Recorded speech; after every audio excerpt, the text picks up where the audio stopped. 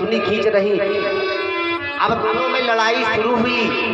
नथुनी बालों में, किसी को पता नहीं, बालों में फंसी। वो कह रही हमारी नथुनी खींची ले रही, नथुनी मार, पिटाई मार, सब कुछ शुरू हो रहा है, लेकिन ये पता नहीं क्या हो रहा है। नथुनी बालों में फंसी, किसी ने देखा। वो कह रही हमको छोड़ नहीं रही, लेकिन छोड़े कैसे, नथुनी फंसी है बारन। तब देखा गया उनकी नथुनी फंसी थी बालों में। तो मैया लोगों समय हो चुका, लेकिन अपनी अपनी नथुनी न फांस लेना। बोलो सच्चिदानंद भगवान की। अरे भैया, कथा क्यों होती है? कथा में माता बहनों आप लोगों के लिए बताता हूँ, कथा में जब जाओ तो कथा में बातें मत करना। 2-3 घंटे का समय जो मिलता है भगवान के दरबार में प्रेम के साथ में कथा सुनना चाहिए, लेकिन कथा में ऐसा समय मिलता है लोग अपने घरों का बतखाव करते हैं। आज तुम्हारे काहे की तरकारी बनी रहा है, आज तुम्हारे काहे कैसे का बना रहा है, सब कथा में सब बातें होती हैं बहनों। लेकिन कभी ऐसा मत करना, कथा में कभी बातें मत करना। आप लोगों ने सुना होगा जो हमारे गांव में कुत्ते होते हैं, पहले कुत्ते नहीं थे, ये पहले आदमी थे, बहुत बड़े आदमी थे।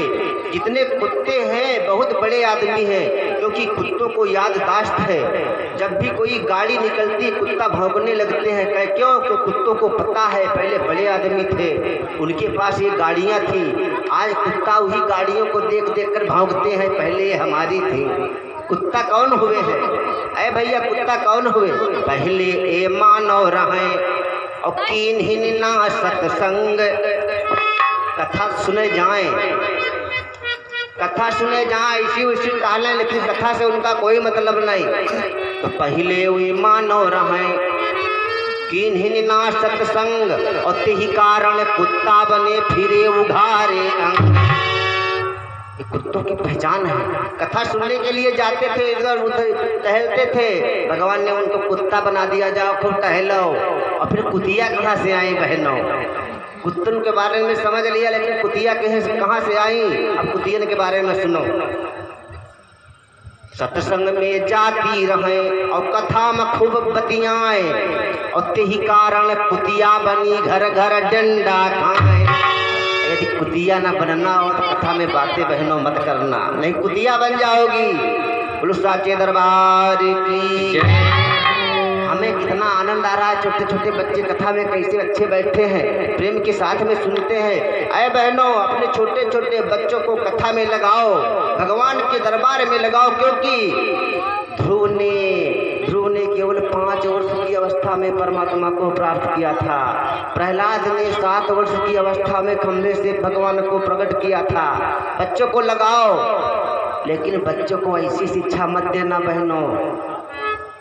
एक बार ऐसे ही कथा चले, एक मैया, इतनी ही भीड़, एक छोटा 3 साल का बच्चा मैया अपने साथ में लाई। कथा का बहनों पहला दिन, कथा का पहला दिन, 7 दिन की कथा। अब 3 साल का बच्चा कहने लगा, मम्मी हम मूता। आए बहनों, तो मम्मी ने कहा, भैया सुनो, कथा में आए हो, ये कथा में कोई मर्यादा नहीं, कथा में ऐसे शब्द नहीं बोले जाते हैं।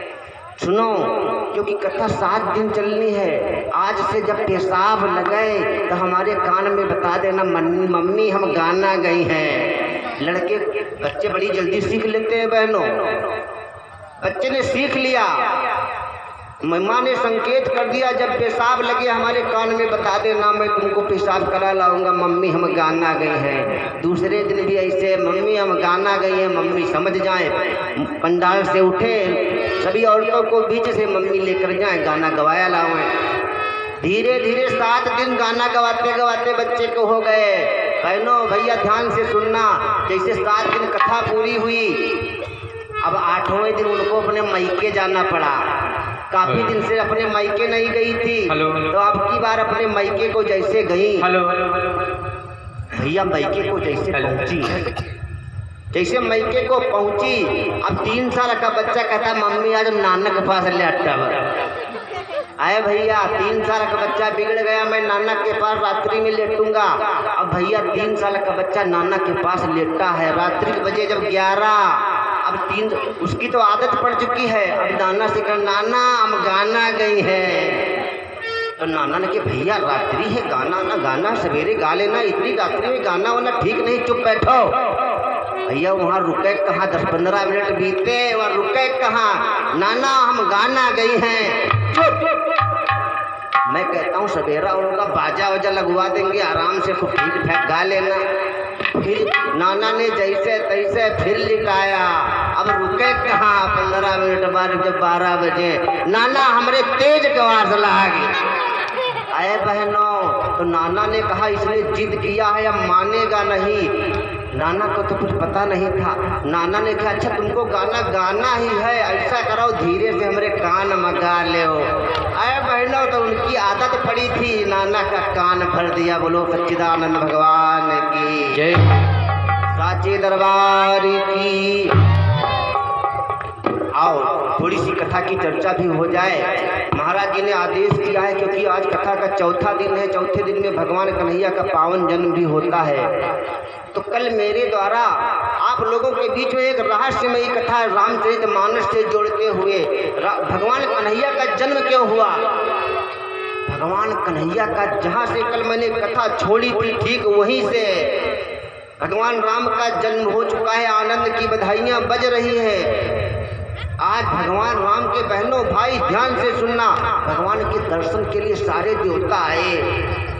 कन्हैया का जन्म आखिर क्यों हुआ, राम नाम का पहले चश्मा लगाओ, तब कन्हैया की कथा समझ में आई, तब समझ में कथा आएगी भाई। जब राम का जन्म हुआ सारे देवता विद्यमान हैं, इसी बीच में कौन आया,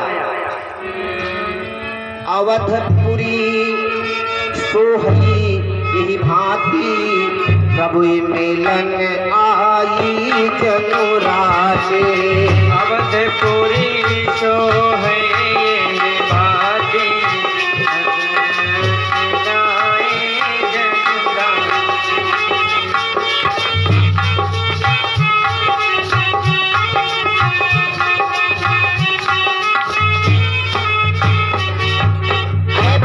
राम का दर्शन के लिए सारे देवता आए। और कौन आया, अवधपुरी सोहई यही भांति और प्रभु मिलन आई जनु राती, रात्रि आई दर्शन करने के लिए।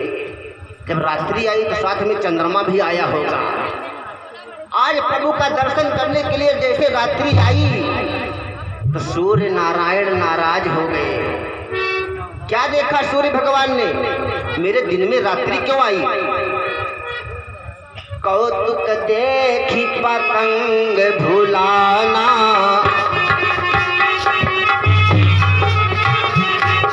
अरे भैया ये क्या है, ये कौतुक है, कौतुक देखी पतंग भुलाना, एक मास तक जाए